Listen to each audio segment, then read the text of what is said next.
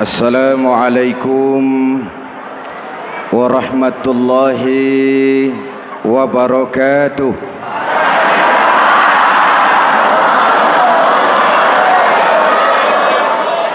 Alhamdulillahi rabbil alamin. Wassalatu wassalamu ala asyrafil mursalin Sayyidina wa maulana Muhammadin wa ala alihi wa sahbihi ajmain, amma ba'du. Para ulama yang saya muliakan, hadirin hadirat ma'asyiral muslimin yang saya cintai, banyak kita alami perubahan-perubahan yang terjadi, baik perubahan yang menyangkut sosial budaya, lebih-lebih yang menyangkut sosial politik.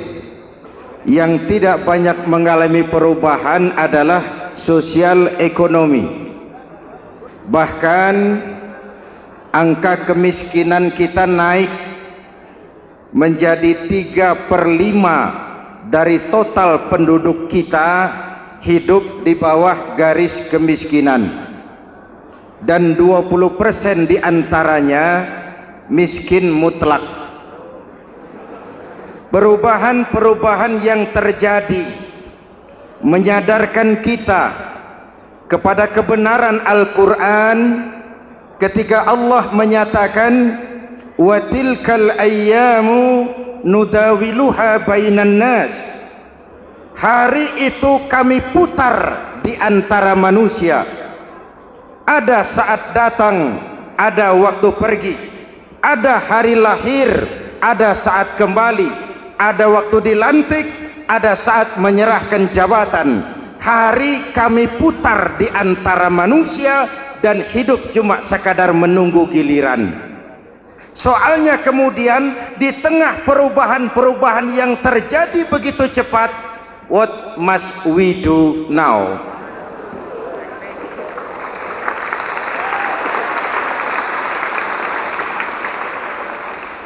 Saya juga nggak ngerti itu. Yang penting kan penampilan. Saudara-saudara kaum muslimin di seluruh tanah air, jadi pemimpin adalah pelayan bagi orang yang dipimpinnya. Okelah, perbaikan ekonomi, pembukaan lapangan kerja baru kita serahkan kepada pemerintah, karena kita percaya mereka orang-orang terpilih belaka yang dipilih dengan kepercayaan akan mampu membawa rakyat keluar dari kesulitan. Amin. Tugas kita sekarang di zaman susah meluruskan akidah. Jangan sampai mbah dukun yang naik ke permukaan. Betul? Islam misinya yang pertama membebaskan manusia dari kemusyrikan. 13 tahun Rasul berjuang di Mekah, menanamkan akidah, meluruskan keyakinan, membentuk iman. 13 tahun membebaskan manusia dari belenggu kemusyrikan.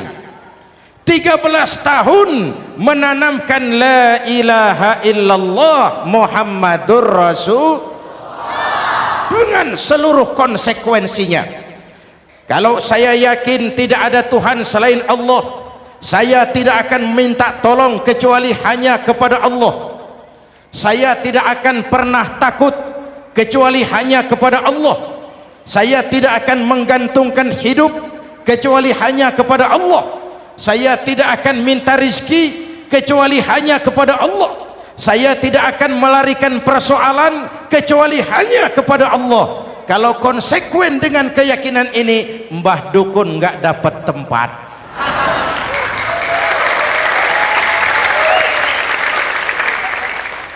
Akur? Ayo lihat secara sederhana. Saya sandaran di tiang, tiangnya ambruk, sayanya jatuh. Saya sandaran di tembok, temboknya runtuh, saya juga runtuh. Saya sandaran kepada orang kaya, dia jatuh miskin, saya bangkrut. Saya sandaran kepada jenderal, dia pensiun, saya selesai. Tapi kalau saya sandaran hanya kepada Allah, Allah tidak akan pernah miskin, Allah tidak akan pernah lumpuh, Allah tidak akan pernah terpuruk, dan Allah tidak akan pernah berkurang kekuasaannya.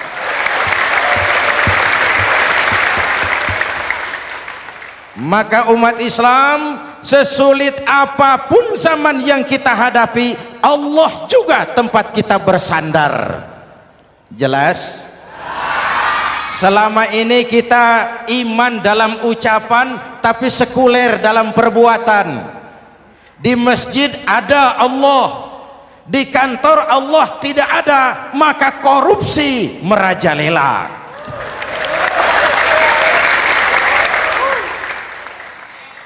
Di masjid ada Allah, di pasar Allah tidak ada, maka timbangan tetap curang. Kita iman dalam ucapan tapi sekuler dalam perbuatan. Oleh karena itu, sesulit apapun zaman yang kita hadapi, iman jugalah pegangan kita, Allah juga tempat kita bersandar. Boleh zaman berubah, akidah jangan sampai goyah. Karena iman kita hidup, untuk iman kita berjuang, dan dalam iman kita ingin kembali menghadap Allah Subhanahu. Selama ini manusia Indonesia kita lebih banyak diisi otaknya, hati sering kosong, agama dangkal, akidah rapuh, moral rendah. Memang kemudian muncul banyak orang-orang pintar, cuma sayang tidak benar. Indonesia kita bangkrut, Indonesia kita terpuruk, Indonesia kita sakit parah kalau diurus orang yang cuma pintar tapi tidak benar. Kita perlu orang-orang pintar, tapi kita lebih perlu orang benar. Jelas? Kalau cuma pintar tapi tidak benar, itu yang sering saya sampaikan, nanti disuruh ngurus beras malah nimbun beras.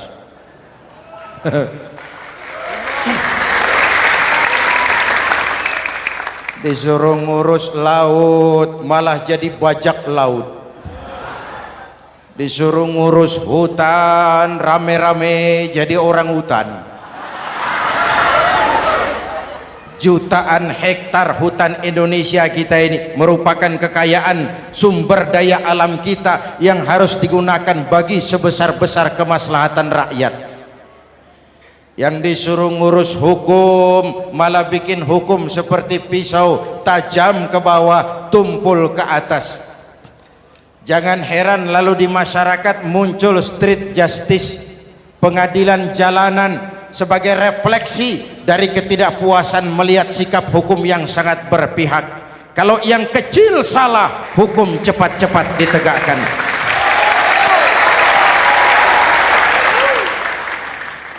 Lihat saja sekarang ini, kalau orang terkenal banyak uang punya masalah, antri yang bela. Betul? Tapi saudara lihat si Marsinah di Jawa Timur, si Sengkon dan Karta di Jawa Barat, si Udin Bernas wartawan Jogja terseok-seok mencari keadilan, sampai hari ini urusannya masih remeng-remeng. Kenapa bisa begitu? Jawabannya sederhana, tidak ada fulus. Ada fulus mulus, tidak ada fulus manfus. Betul? Jangan sampai para penegak hukum kita terjebak pada lagu baru, maju tak gentar membela yang bayar. Biar bertentangan dengan nurani, biar bertentangan dengan public opini, biar bertentangan dengan rasa keadilan. Siapa yang bayar itulah majikan, mau benar atau salah belain terus. Kalau seperti inilah hukum kita, mafioso keadilan akan tetap gentayangan.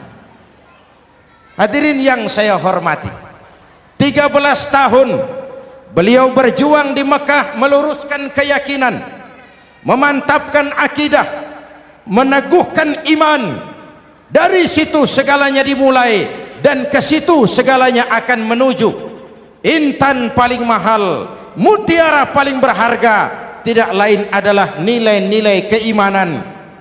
Kalau itu sudah tergadai, apalagi yang bisa kita banggakan dalam kehidupan ini?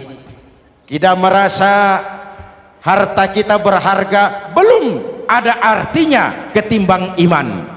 Kedudukan kita punya nilai pun belum ada artinya ketimbang dengan nilai-nilai keimanan. Itu intan paling mahal, itu mutiara paling berharga. Harta baru ada manfaatnya kalau dilandasi dengan iman. Jabatan dan kedudukan baru terasa gunanya kalau dilandasi dengan keimanan. Kalau jabatan lepas dari iman, yang akan lahir Fir'aun baru. Jelas? Kalau harta terlepas dari iman, yang akan muncul adalah konglomerat Korun. Kalau ilmu pengetahuan terlepas dari nilai dasar keimanan, maka yang akan muncul adalah ilmuwan pelacur yang menyalahkan yang benar, membenarkan yang salah untuk kepentingan pribadi. Dan kondisi seperti itu tidak akan membuat kita makin sehat. Oleh karena itu, pada kesempatan ini, pesan pertama saya, menghadapi zaman susah tetap jaga akidah, tetap pelihara keyakinan. Kesulitan bukan untuk ditakuti, untuk diatasi. Hidup adalah kerja keras, bukan keajaiban. Perubahan tidak akan datang hanya dengan simsalabim abragadabra. Perubahan tidak akan muncul hanya dengan berandai-andai. Perubahan tidak akan turun dari langit seperti turunnya embun di waktu malam. Perubahan adalah kerja keras, sehingga Al-Quran membimbing kita, innallaha la yughayyiru ma biqaumin hatta yughayyiru ma bi anfusihim. Allah tidak akan mengubah keadaan suatu bangsa kalau mereka tidak mau mengubah apa yang ada di dalam diri mereka. Yang ada di dalam diri itu rule of thinking, state of mind, cara kita berpikir, cara kita memandang kehidupan, cara kita mengatasi persoalan. Hadirin yang saya hormati, inilah iman. Berangkat dari ini kita menyadari ini ujian buat kita rakyat. Dan kita rakyat Indonesia ini kalau sama susah sih sudah kenyang. Ya Pak? Ya Pak? Kita ini sebagai bangsa mengalami apa yang disebut oleh Bung Karno up and down, naik turun, timbul tenggelam, pasang surut. 350 tahun dijajah oleh Belanda, kita susah. Berangkat Belanda masuk Jepang, susah lagi. Pergi Jepang, datang nikah, susah lagi. Lalu kita merdeka, dirongrong oleh berbagai pemberontakan, susah lagi. Makan bulgur, antri minyak. Lalu PKI berontak, susah lagi. Muncul orde baru, lama-lama susah lagi.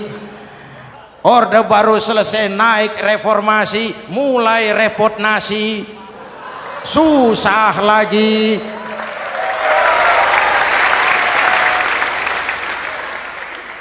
Kalau susah kita ini sudah akrab, sudah intim.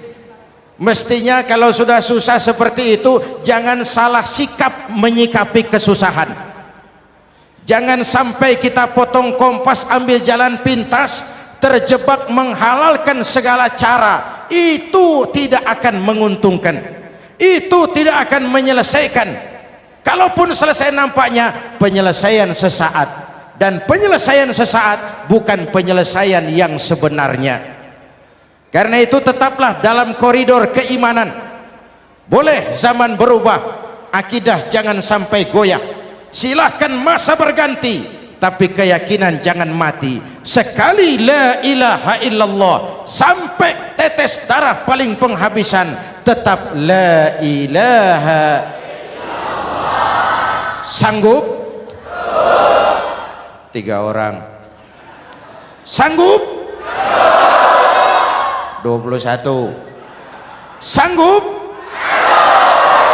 Kalau sanggup kita harus konsekuen. Saudara-saudara di seluruh tanah air, misi yang kedua dari Islam setelah membebaskan manusia dari kemusyrikan, membebaskan manusia dari ras diskriminasi, mengikat manusia dengan tali akidah.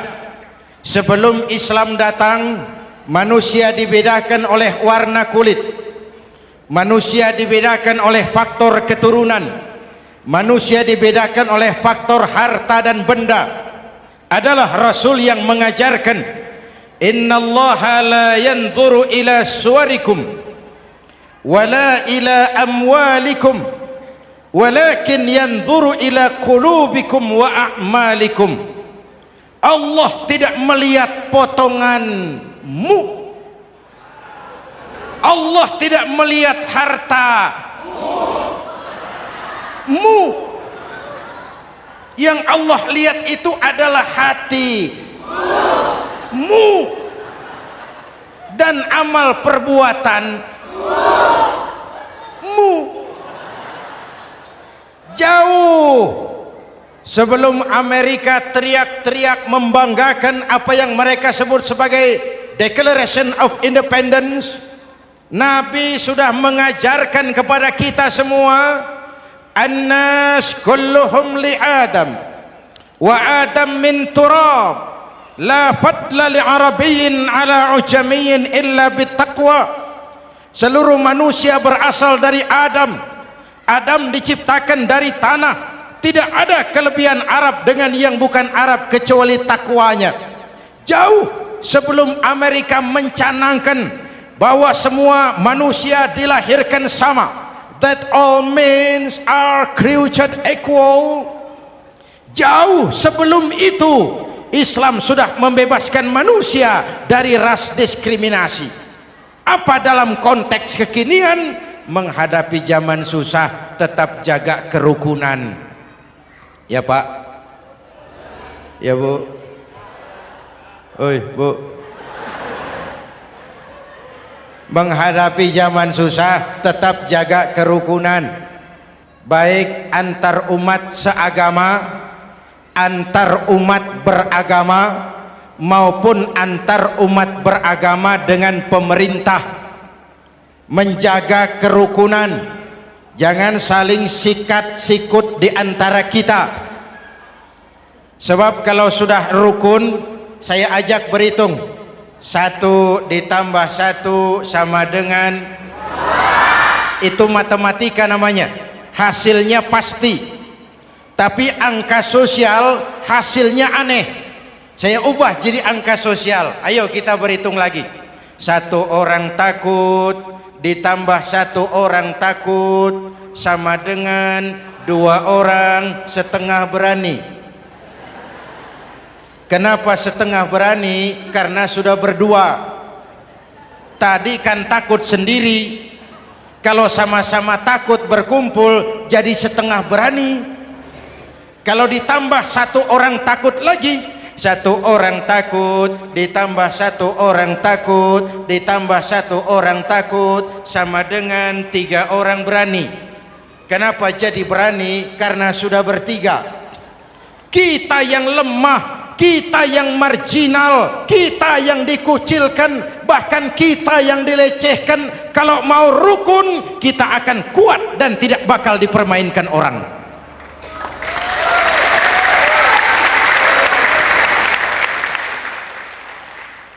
Tapi kalau rukunnya yang satu mau menikam yang lain, saya ajak berhitung lagi. Yuk berhitung yuk. 1 ekor ayam ditambah 1 ekor musang sama dengan 1 ekor musang. Kemana ayamnya? Dimakan musang. Betul nggak nih hitungan? Ayo kita hitung lagi. 1 ekor ayam ditambah 1 ekor musang sama dengan 1 ekor musang. Kemana ayamnya? Dimakan musang. Jadi kalau kita suka kumpul dengan orang yang mau makan kita, selesailah kita.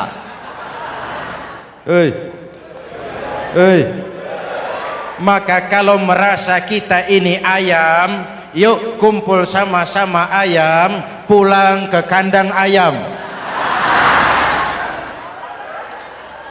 Kalau ada ayam kumpul ke kandang musang, itu namanya ayam minum baygon. Jelas? Menjaga kerukunan. Pertama, antar umat seagama, sesama muslim harus saling menjaga, harus saling memelihara. Baik dia muslim yang jadi kapolri, baik dia muslim yang jadi kasat, baik dia muslim yang jadi pengusaha, baik dia muslim yang jadi petani, nelayan, guru, semua komit menjaga semangat kebersamaan, rukun antar umat seagama. Jelas? Jelas? Hadirin yang saya hormati, atas dasar itu saya ingatkan kembali, kita semua ingin persoalan terorisme dilepaskan kaitannya dari agama manapun. Tidak ada kaitannya terorisme dengan Islam, dengan Kristen, dengan Hindu, dengan Buddha. Tidak ada kaitannya terorisme dengan pondok pesantren.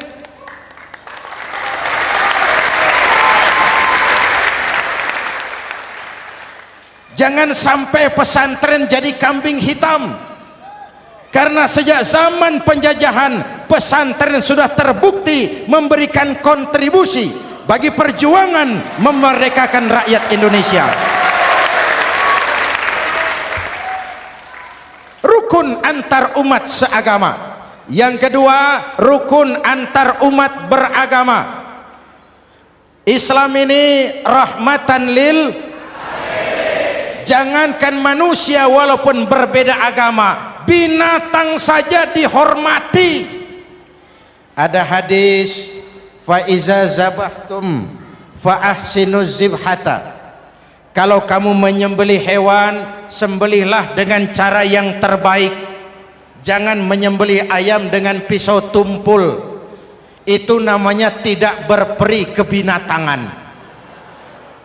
Yang kecil lagi, saudara buka babul istinja, makruh buang air kecil di tanah yang berlubang. Sebab apa? Pertama, menjaga kesehatan. Siapa tahu di lubang yang saudara buang air kecil itu ada gas beracun. Kalau tidak, melindungi binatang yang ada di dalam lubang. Siapa tahu di lubang yang saudara buang air kecil itu ada semut sedang rapat membahas terorisme. Apa dosanya lalu mati dikencingi? Ini namanya rahmatan lis semut. Binatang saja dilindungi. Maka perbedaan agama tidak harus menyebabkan kita bertolak belakang. Perbedaan agama bukan alasan untuk saling bermusuhan.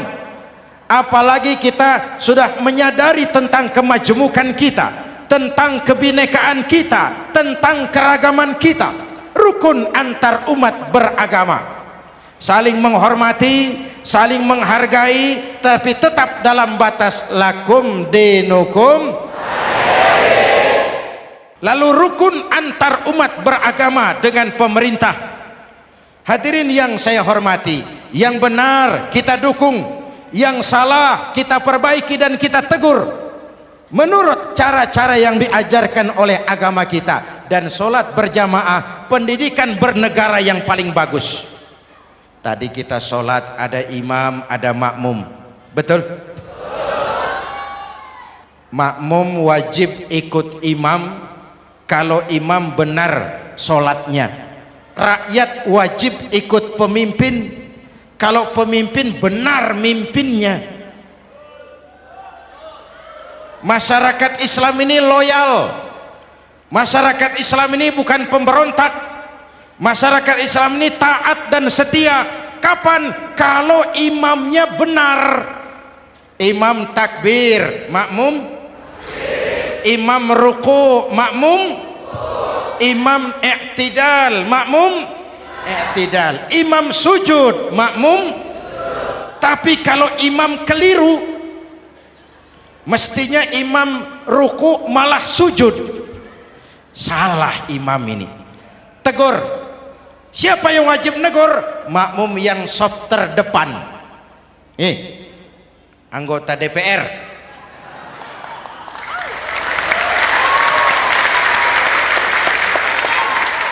Ini wakil-wakil makmum ini, saf di depan ini. Kalau imam keliru, mereka paling tahu. Ngomong, tegur.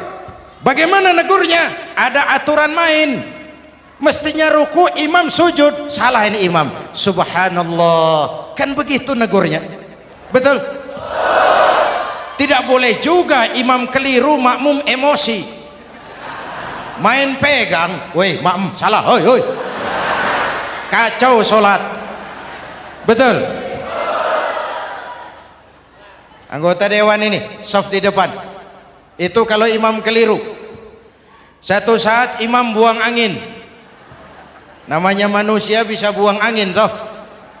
Apa makmum lalu berkata, demi kesetiaan saya kepada imam, imam buang angin, saya lebih keras lagi.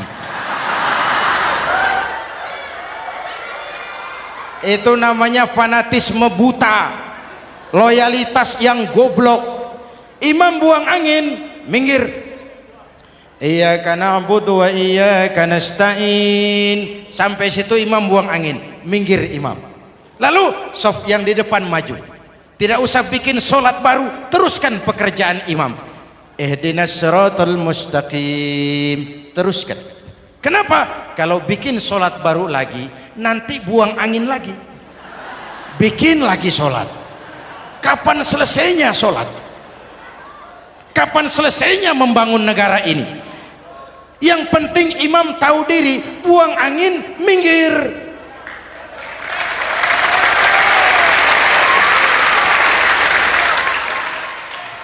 Ini kacaunya sholat berjamaah kita sekarang, kacaunya negeri kita sekarang. Banyak imam sudah buang angin, gengsi, diam aja merasa nggak punya salah.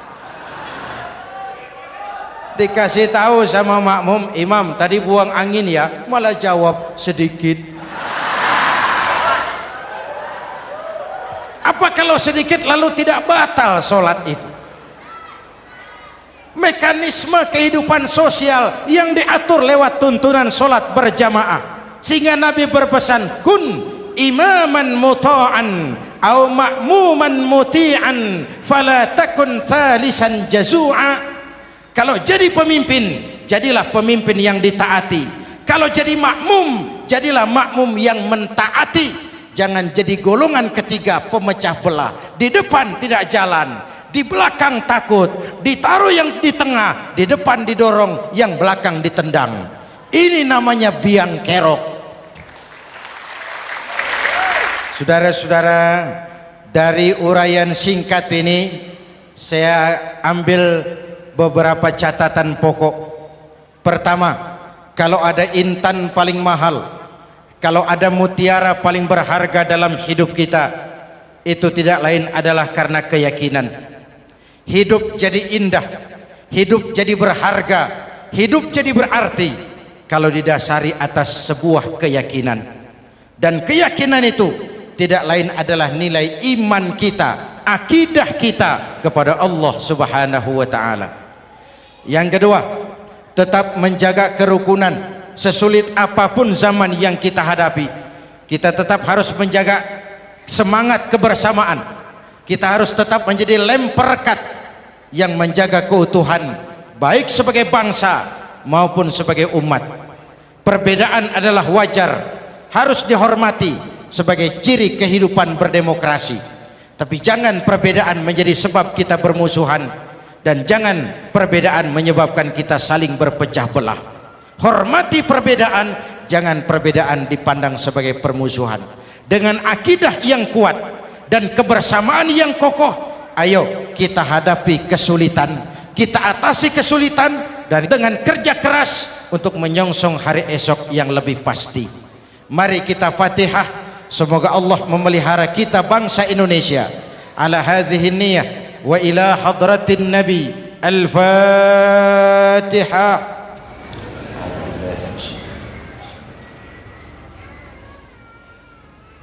Iyyaka na'budu wa iyyaka nasta'in. Ihdinas siratal mustaqim. Siratal ladzina an'amta 'alaihim. Bismillahirrahmanirrahim. Amin. Alhamdulillahi rabbil alamin. Allahumma salli wa sallim wa barik ala sayyidina Muhammadin wa ala alihi wa sahbihi ajma'in. Allahumma rabbana taqabbal minna salatana wa siyamana wa qiyamana wa takhassu'ana wa ta'abbudana wa tammim taksirana ya arhamar rahimin. Allahumma aslih man fi salahihi salahul muslimin. Allahumma ahlik man fi halakihi salahul muslimin. Allahumma rabbana la tu'akhizna in nasina aw akhtana. Rabbana wa la tahmil alaina isran kama hamaltahu ala alladhina min qablina. Rabbana wa la tuhammilna ma la taqata lana bih wa'fu 'anna waghfir lana warhamna anta maulana fansurna 'alal qaumil kafirin.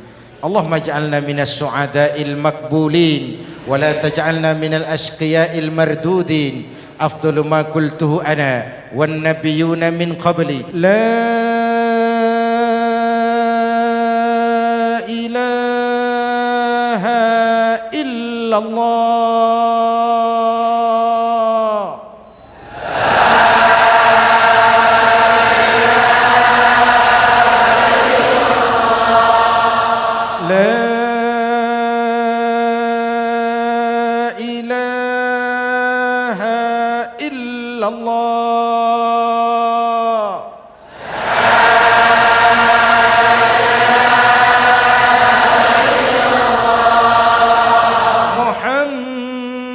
Muhammadur Rasulullah.